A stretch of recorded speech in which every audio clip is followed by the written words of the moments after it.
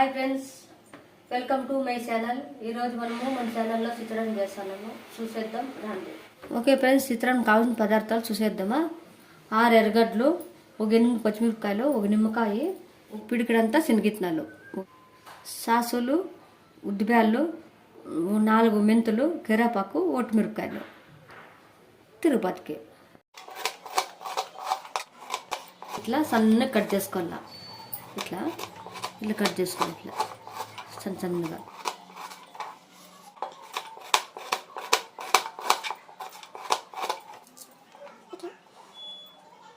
ఈ పచ్చిమిరపకాయలు ఇట్లా పొడవుగా కోసుకోవాలా.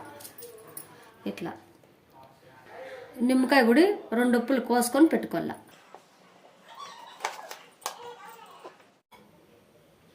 6 స్పూన్లంతా నూనె వేసుకోవాలా.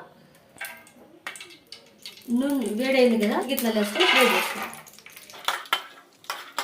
లో ఫ్లేమ్లో పెట్టుకొని ఫ్రై చేసుకోవాలి. గిట్ల లేకపోతే మాడిపోతుంది.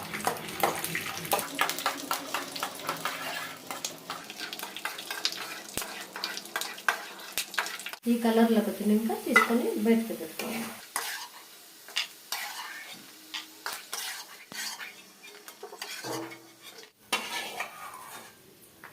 ఇప్పుడు ఇవన్నీ దీనికి వేసుకొని తిరుపతికి వేసుకోవాలి. ఇట్లా లో ఫ్లేమ్లో పెట్టుకోవాలి. ఇట్లా ఇంకా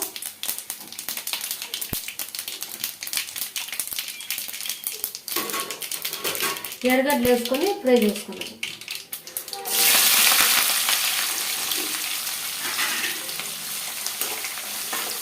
లో ఫ్లేమ్లో పెట్టుకొని వేసుకోవాలి.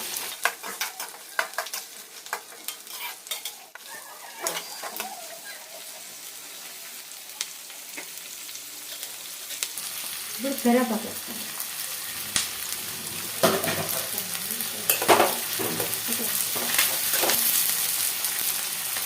ఇప్పుడు పచ్చిమిరపకాయలు వేస్తాను.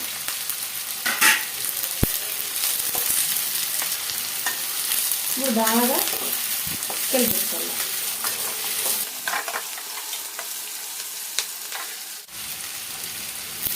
కొంచెం ఉప్పు వేస్తే బిర్యానీ ఫ్రై అవుతాయి ఎర్రగడ్డలు.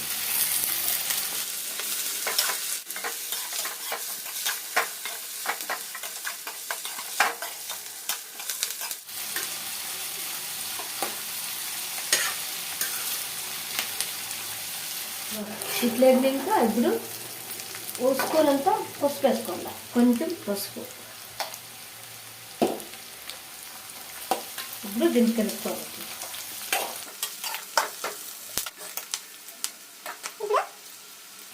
పల్లీలు కూడా ఫ్రై చేసుకుని పెట్టుకున్నాం కదా, ఆ పల్లీలు దీంట్లోకి వేసుకోవాలి. శనగిత్తనాలు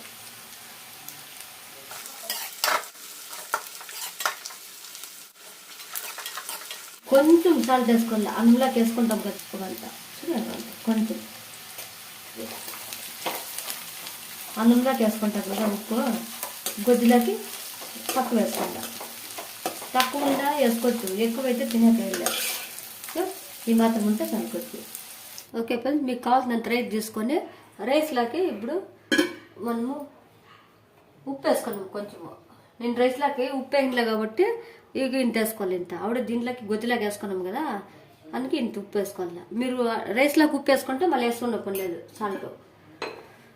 మళ్ళీ ఇప్పుడు 1 నిమ్మకాయ ఉప్పు ఒకటి పిండుకోండి.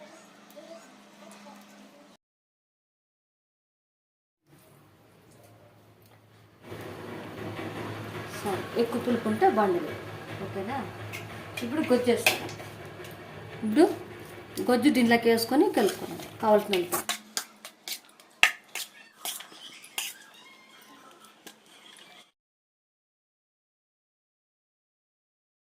ఓకే ఫ్రెండ్స్, చూశారు కదా, మార్నింగ్ టిఫిన్కి చిత్రాన్నము ఈజీగా అయిపోతుంది. మీరు చేసుకోండి.